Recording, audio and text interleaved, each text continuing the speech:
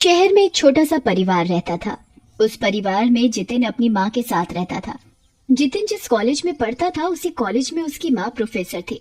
जितिन का कॉलेज में एक बेस्ट फ्रेंड था जिसका नाम दिव्यांग था। दोनों बहुत अच्छे दोस्त थे और हमेशा साथ रहते थे। एक दिन जितिन और दिव्यांग कॉलेज जाते हैं और कॉलेज में प्रिंसिपल नए साल की पार्टी की अनाउंसमेंट करते हैं। वाओ, न्यू ईयर पार्टी, मजा आ गया। इसमें इतना खुश होने वाली क्या बात है? क्यों, तुझे खुशी नहीं हो रही है क्या? बिल्कुल भी नहीं। मैं नए साल पर अपनी माँ के साथ घर पर रहूंगा। तुझे पता है ना, मैं तेरे बिना नहीं जाऊंगा। तुझे मेरे साथ चलना ही पड़ेगा। मैं कुछ नहीं जानता, बस बेकार की जिद मत कर और मेरे साथ घर चल। हमें साथ में मिलकर एक प्रोजेक्ट बनाना है, याद है या पार्टी के चक्कर में भूल गया? याद है मुझे। जितिन और दिव्यांग दोनों घर जाते हैं और घर के बाहर देखते हैं कि एक ट्रक घर के सामान से भरा हुआ खड़ा है और उस ट्रक के पास एक आदमी और एक लड़की खड़े हैं और वो आदमी उस लड़की पर गुस्सा कर रहा है। रीत, चलो जल्दी अंदर जाओ। इतनी बार बोला है ऐसे बाहर नहीं खड़ा होना, पर तुमको मेरी बात कभी समझ नहीं आती। जी पापा, जा रही हूँ। लगता है ये लोग सामने वाले घर में रहने आए हैं। हमें क्या लेना, चल हम चलकर प्रोजेक्ट बनाते हैं। जितिन दिव्यांग के साथ घर के अंदर जाने लगता है पर उसका ध्यान उस लड़की पर ही होता है। वो अंदर जाते हुए भी बार बार मुड़कर उस लड़की को देख रहा होता है। वो लड़की भी जितिन को देख रही होती है, पर फिर दोनों अपने अपने घर के अंदर चले जाते हैं। रात होती है। जितिन अपने घर के आंगन में घूम रहा होता है और तभी उसे वो लड़की दिखती है। जितिन उस लड़की के पास जाता है। हेलो। हेलो, मेरा नाम जितिन है। मैं यहाँ अपनी माँ के साथ रहता हूँ। मेरा नाम रीत है। मैं यहाँ अपने पापा के साथ रहती हूँ। पहले हम मुंबई में रहते थे, पर पापा के काम की वजह से हमें यहाँ शिफ्ट होना पड़ा। ओह अच्छा, तुम कौन से कॉलेज में पढ़ती हो? कॉलेज? मैं किसी कॉलेज में नहीं पढ़ती। मैं तो कभी स्कूल भी नहीं गई। मेरे पापा ने हमेशा मुझे घर में ही पढ़ाया है और घर पर ही एक मैम मुझे पढ़ाने आती है। वो तो मुझे कभी घर से बाहर भी नहीं निकलने देते। क्या? ये तो बहुत अजीब बात है कि तुम्हारे पापा तुम्हारे साथ ऐसा करते हैं। जितिन और रीत दोनों बात कर ही रहे होते हैं कि तभी रीत के पापा की गाड़ी की आवाज आती है। लगता है पापा आ गए, मैं जाती हूँ, बाद में बात करते हैं। रीत घर के अंदर भाग जाती है। कुछ दिन ऐसे निकल जाते हैं। रीत और जितिन धीरे धीरे बहुत अच्छे दोस्त बन जाते हैं और एक रात जब जितिन अपने घर के आंगन में घूम रहा होता है तो रीत के घर से उसके पापा के चिल्लाने की आवाज आती है। रीत, तुम्हें मैं समझा समझा कर थक चुका हूँ कि तुम बाहर मत जाया करो, और अब आखिरी बार समझा रहा हूँ, अगर आज के बाद तुमने घर के बाहर कदम रखा तो बहुत बुरा होगा। रीत के पापा गुस्से से बाहर आते हैं और गाड़ी लेकर कहीं चले जाते हैं और तभी दिव्यांग जितिन के घर आता है। अरे जितिन, तू तैयार नहीं हुआ? हमें न्यू ईयर पार्टी में जाना है। देख, मैं तुझे लिए बिना तो जाऊंगा नहीं। उफ यार, तू थोड़ा चुप रहेगा। अभी हमें रीत के घर जाना है। रीत? कौन रीत? अरे वही जो उस दिन सामने वाले घर में शिफ्ट हुए हैं। उसके पापा उसे बुरी तरह डांट रहे थे। हमें चलकर देखना चाहिए। जितिन और दिव्यांग रीत के घर उसे देखने जाते हैं। रीत स्टडी रूम में चुपचाप बैठी होती है। पूरा स्टडी रूम बहुत अजीब अजीब किताबों से भरा होता है। दिव्यांग उन किताबों को देखने लगता है। जितिन, तुम यहाँ क्या कर रहे हो? प्लीज यहाँ से चले जाओ। अगर पापा ने देख लिया तो अच्छा नहीं होगा। और अपने दोस्त को बोलो कि वो किसी किताब को हाथ न लगाए। पहले तुम मुझे ये बताओ कि वो तुम्हें इतनी बुरी तरह क्यों डांट रहे थे और तुम्हें वो घर में छुपाकर क्यों रखते हैं? वाह, चुड़ैलों की किताब, पर इस पर ताला क्यों लगा है? अरे हाँ, ये किताब तो चुड़ैलों के बारे में है, पर ये ताला, किताबों पर ताला कौन लगाता है? तुम एक किताब को लेकर इतना परेशान क्यों हो रही हो? जितिन, देखो, कहीं ये तो नहीं इस किताब की चाबी? उस चाबी को वहीं रख दो, उस किताब को मत खोलना। दिव्यांग रीत की एक नहीं सुनता और उस किताब पर लगा ताला खोल देता है। रीत दिव्यांग से वो किताब छीनने लगती है, पर उस छीना झपटी में वो किताब नीचे जमीन पर गिर कर खुल जाती है और किताब के अंदर से धुआं निकलता है। ये क्या हो रहा है? मैंने मना किया था ना तुमको। अचानक उस किताब से एक चुड़ैल निकलती है। इतने सालों बाद आखिरकार मैं आजाद हो ही गई। चुड़ैल, भागो भागो यहाँ से। हम ऐसे नहीं भाग सकते। हमें इसे वापस इस किताब में बंद करना होगा। ये तुम कैसी बातें कर रही हो? अरे वाह, तुम लोगों ने मुझे आजाद किया है क्या? चलो अब मैं तुम सबको ही खाकर अपना पेट भरूंगी। जितिन, दिव्यांग और रीत वहाँ से भाग जाते हैं और एक कमरे में जाकर छुप जाते हैं।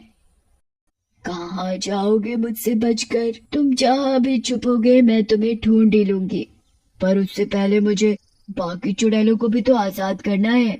चुड़ैल सभी किताबों का ताला खोल देती है और सारी चुड़ैलों को आजाद कर देती है।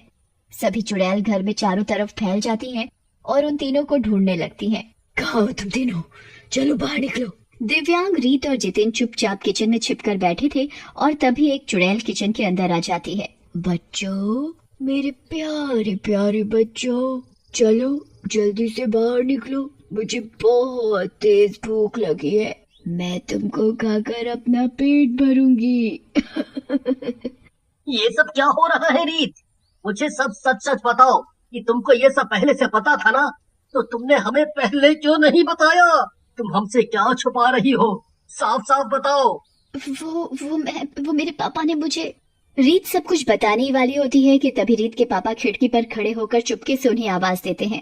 रीत, इधर देखो। मैं इस चुड़ैल का ध्यान भटकाने की कोशिश करता हूँ। जैसे ही उसका ध्यान भटकेगा तुम सब जल्दी से बाहर आ जाना और गाड़ी में बैठ जाना। रीत के पापा पत्थर उठाकर किचन की दूसरी ओर फेंकते हैं। कौन है? कौन है उधर? कौन है? चुड़ैल का ध्यान भटकते ही रीत चुपके से दिव्यांग और जितिन खिड़की से एक के बाद एक कूदने लगते हैं। पहले खिड़की से दिव्यांग कूदता है, फिर रीत और आखिर में जैसे ही जितिन खिड़की से कूदने लगता है तभी चुड़ैल का ध्यान जितिन की तरफ जाता है। अच्छा, तो तुम लोग मुझे बेवकूफ बनाकर यहाँ से भागने की कोशिश कर रहे हो।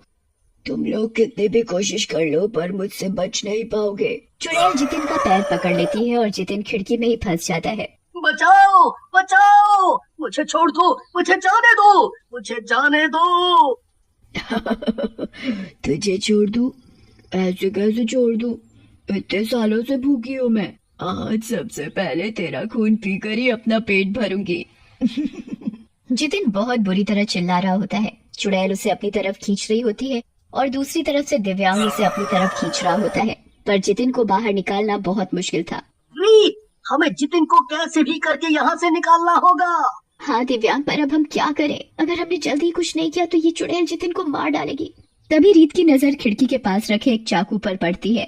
रीत वो चाकू उठाती है और चुड़ैल के हाथ में घुसा देती है।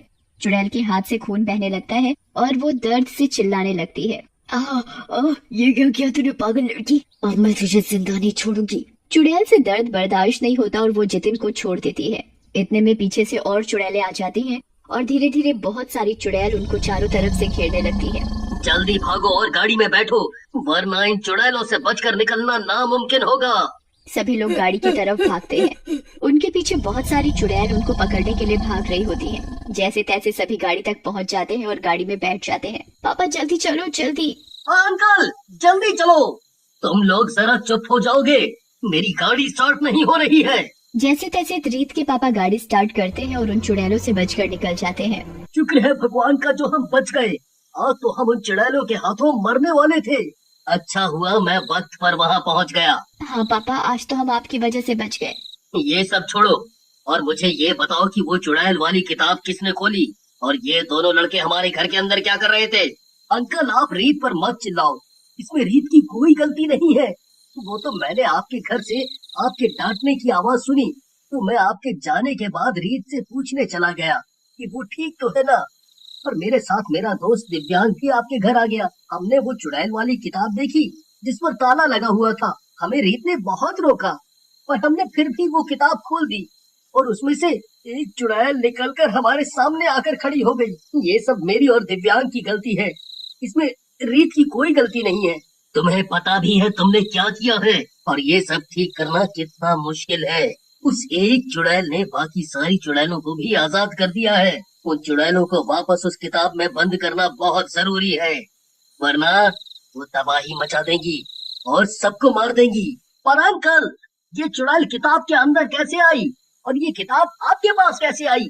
ये सब क्या चक्कर है? हमें सब बताइए आप। मैं सब बताऊंगा पर तुम लोग वादा करो कि कभी इसके बारे में किसी को नहीं बताओगे। हम वादा करते हैं अंकल कि किसी को कुछ भी नहीं बताएंगे। हाँ अंकल, हम वादा करते हैं हम किसी को कुछ भी नहीं बताएंगे। तो सुनो, इन चुड़ैलों को मैंने बनाया है। दिव्यांग और जितिन हैरान हो जाते हैं। अंकल आप ये क्या बोल रहे हो? आपने बनाया है उन चुड़ैलों को?